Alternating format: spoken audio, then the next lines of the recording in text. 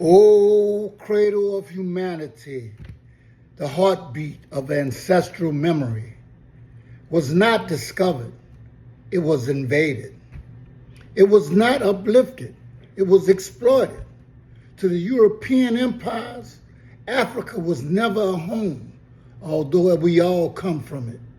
It was a vault to be emptied, a body to be used, a spirit to be broken.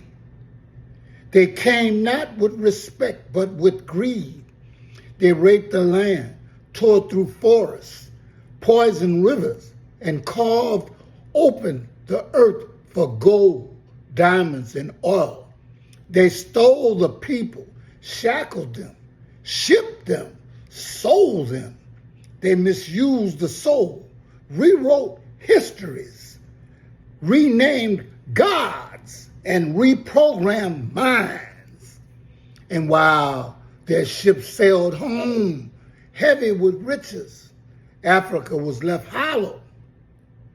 The children of the colonizers drank clean water, studied in marble halls, and inherited wealth built on blood.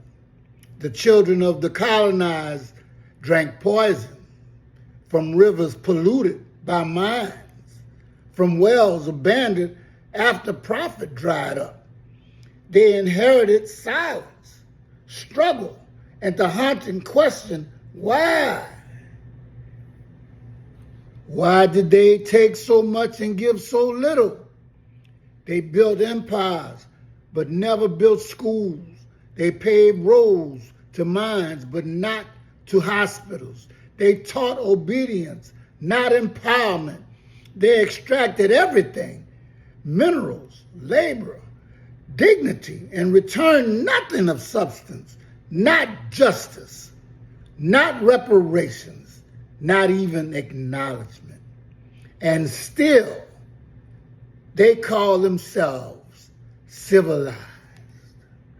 But the scales of time do not forget. The true savage is not the one who dances barefoot on sacred soil. It is the one who poisoned that earth, that soil for profit. The savage is not the one who prays to ancestors. It is the one who buries those ancestors beneath concrete and calls it progress. Africa was never poor, and it still is not poor. It was made poor. It was never broken. It was broken into, yet the spirit of Africa endures.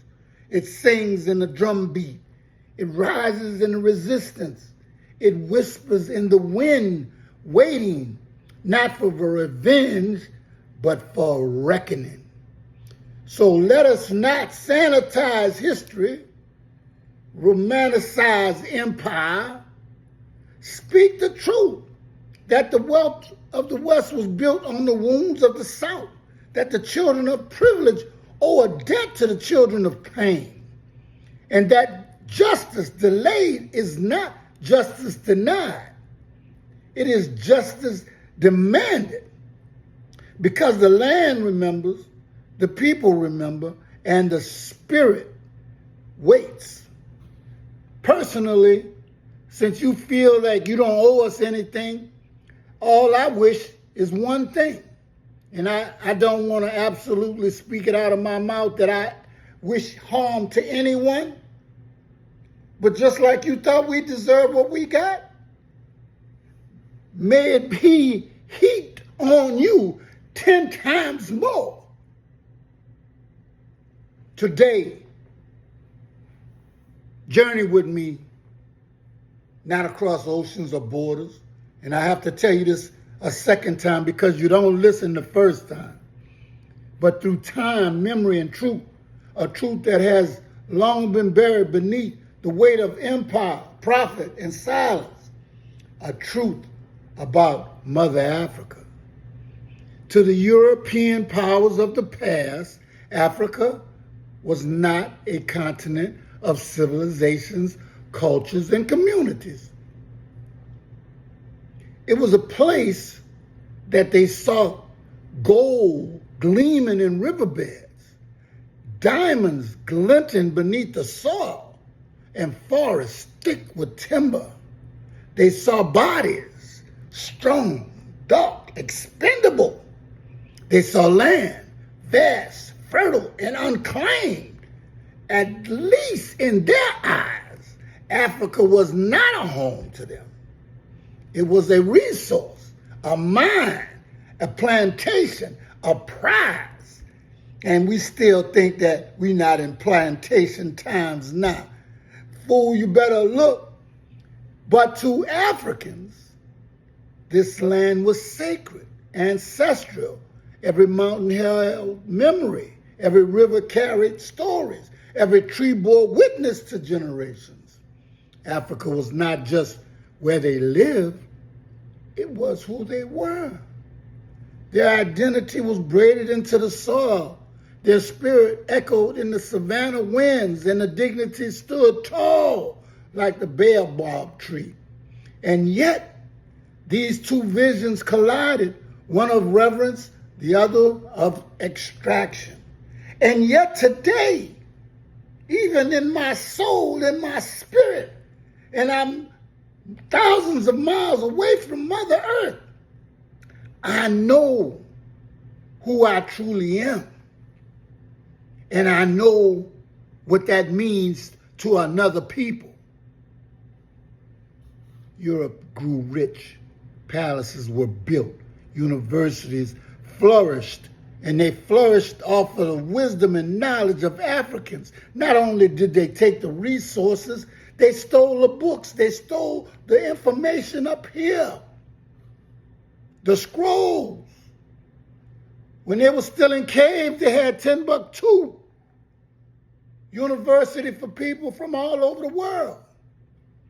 The wealth of nations was not measured in the minerals, labors, and lives taken from Africa. The sugar that sweetened European tea, the cotton that clothed their body, the rubber that powered their machines, all came soaked in African sweat and blood. But while Africa rose,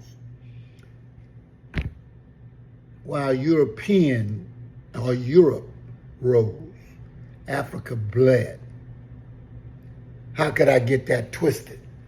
Because the land was stripped bare, forests fell, mines dug deep into the earth, bones, rivers were diverted, poisoned, and privatized. The people were shackled, first in chains, then in systems. Colonialization didn't just steal resources, it stole futures. It rewrote histories. It renamed cities, erased languages, and reprogrammed minds, and it's still doing it today. And the spirit of Africa was bruised. Not broken, but bruised. Generations grew up believing their worth was measured by how useful they were to someone else's empire, to their masters, that their gods were lesser. And now guess who those gods were? Them, us. We thought we were lesser. But the spirit was not accidental. The suffering of the land, the people, it was engineered, profitable, and yet despite it all, Africa endures. Her drum still beats, and her children, when they hit a drum, they start to move. Her children still rise. Her soul still breathes. Her spirit still sings. So today we must do more than remember. We must reckon. We must confront the legacy of extraction and honor the resilience of those who refuse to be erased. We must listen to Africa not as a resource, but as a voice. And if you don't want to be a voice and you don't want to hear it, go to your master. Not as a victim, but as a teacher. Because the true wealth of Africa was never in gold or diamonds. It was in her soul. And that soul, though wounded, is still whole. Whom do you fear?